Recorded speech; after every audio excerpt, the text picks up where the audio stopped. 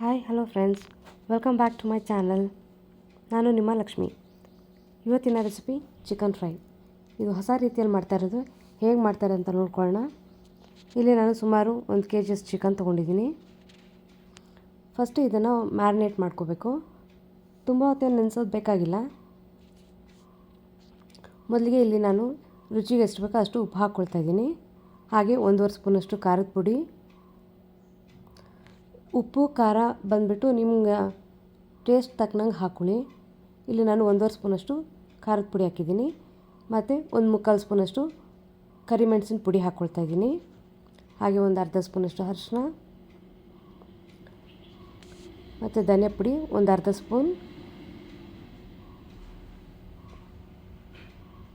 ಮತ್ತು ಶುಂಠಿ ಬೆಳ್ಳುಳ್ಳಿ ಪೇಸ್ಟ್ ಇದು ಬಂದು 1 ಸ್ಪೂನಷ್ಟಿದೆ. ಇಲ್ಲಿ ನಾನು ಗರಂ ಮಸಾಲ ತೊಗೊಳ್ತಾ ಇದ್ದೀನಿ. ಇದು ಒಂದು ಅರ್ಧದಿಂದ 1/4 ಸ್ಪೂನಷ್ಟು ಹಾಕ್ಕೊಳ್ತಿದ್ದೀನಿ. ಇದೆಲ್ಲ ಕ್ಲೀನಾಗಿ ಬೆರೆಸೋದಕ್ಕೆ ನಾನು ಇಲ್ಲಿ ಯಾವುದೇ ರೀತಿ ಎಣ್ಣೆ ಅಥವಾ ನೀರು ಯೂಸ್ ಮಾಡ್ತಿಲ್ಲ. ಗಟ್ಟಿ ಮೊಸರು 2ರಿಂದ 3 ಸ್ಪೂನಷ್ಟು ಹಾಕ್ಕೊಳ್ತಾ ಇದ್ದೀನಿ. ಈ ಮೊಸರಿಂದ ಕಲಸೋದ್ರಿಂದ ಏನಾಗುತ್ತೆ, ಚಿಕನ್ ತುಂಬ ಚೆನ್ನಾಗಿ ಸಾಫ್ಟಾಗಿ ಬೇಯುತ್ತೆ, ಅಷ್ಟೇ ಟೇಸ್ಟಿಯಾಗೂ ಕೂಡ ಇರುತ್ತೆ. ಈಗ ಬನ್ನಿ ಇದನ್ನೆಲ್ಲ ಕ್ಲೀನಾಗಿ ಕಲಿಸ್ಕೊಳ್ಳೋಣ.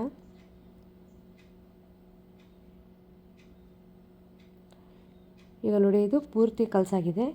ಇದನ್ನು ಸುಮಾರು ಒಂದು 10ರಿಂದ 12 ನಿಮಿಷ ನೆನೆಯೋದಕ್ಕೆ ಬಿಡಬೇಕು.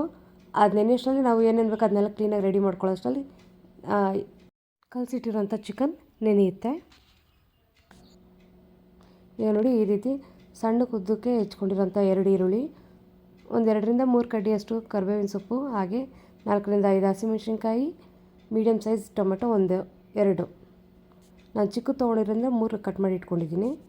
ಈಗ ನೋಡಿ, ಒಂದು ಕುಕ್ಕರ್ಗೆ ಎಣ್ಣೆ ಹಾಕಿ ಈರುಳ್ಳಿ ಹಾಕಿ ಸ್ವಲ್ಪ ಫಸ್ಟು ಫ್ರೈ ಮಾಡ್ಕೊಳ್ಳೋಣ.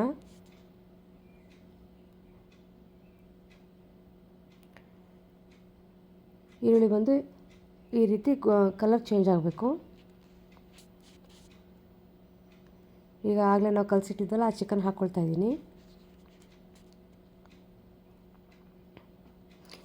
ಈ ರೆಸಿಪಿ ಬಂದು ತುಂಬ ಚೆನ್ನಾಗಿ ಆಗುತ್ತೆ ಮತ್ತು ತುಂಬ ಬೇಗನೆ ಆಗುತ್ತೆ.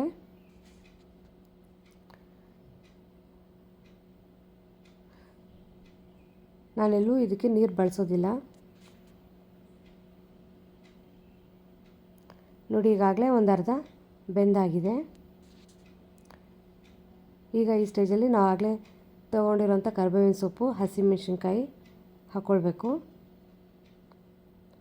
ಇದಾಕಿ ಒಂದೇ ಒಂದು ಸರಿ ಈ ರೀತಿ ತಿರುವು ಕೊಟ್ಬಿಟ್ಟು ಹಾಗೆಯೇ ಹೆಚ್ಚಿಟ್ಟಿರೋಂಥ ಟೊಮೆಟೊ ಹಾಕ್ಕೋಬೇಕು.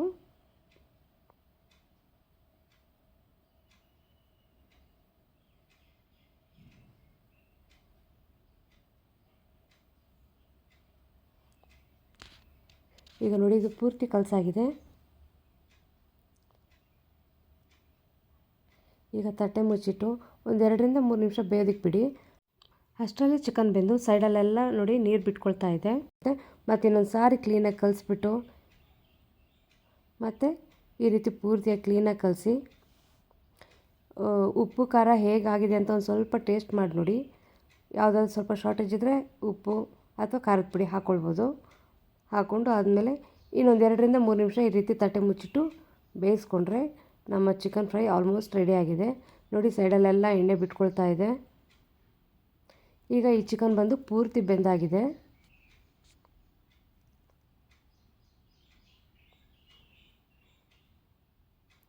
ಈಗ ಕೊನೆಯಲ್ಲಿ ಕೊತ್ತಂಬರಿ ಸೊಪ್ಪು ಹಾಕ್ಕೊಳ್ತಾ ಇದ್ದೀನಿ.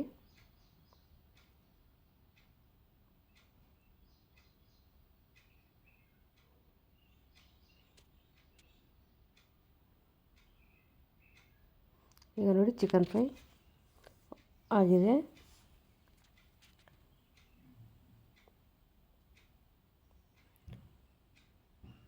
ಈ ಚಿಕನ್ ಬೆಂದಿದೆ, ಯಾವ ರೀತಿ ಬೆಂದಿದೆ ಅಂತ ತೋರಿಸ್ತೀನಿ ನೋಡಿ.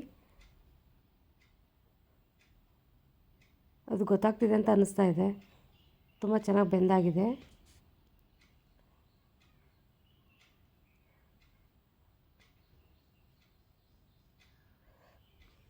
ಮುಟ್ಟೋದಕ್ಕೆ ಸ್ವಲ್ಪ ಬಿಸಿ ಇದೆ. ಹಾಗೆ ಆದರೆ ಚಿಕನ್ ಮಾತ್ರ ತುಂಬ ಚೆನ್ನಾಗಿ ಬೆಂದು ತುಂಬ ಸಾಫ್ಟಾಗಿ ಜ್ಯೂಸಿಯಾಗಿ ತುಂಬ ರುಚಿಯಾಗಿದೆ. ಈಗ ಸ್ಟವ್ ಆಫ್ ಮಾಡ್ಕೊಳ್ಳೋಣ.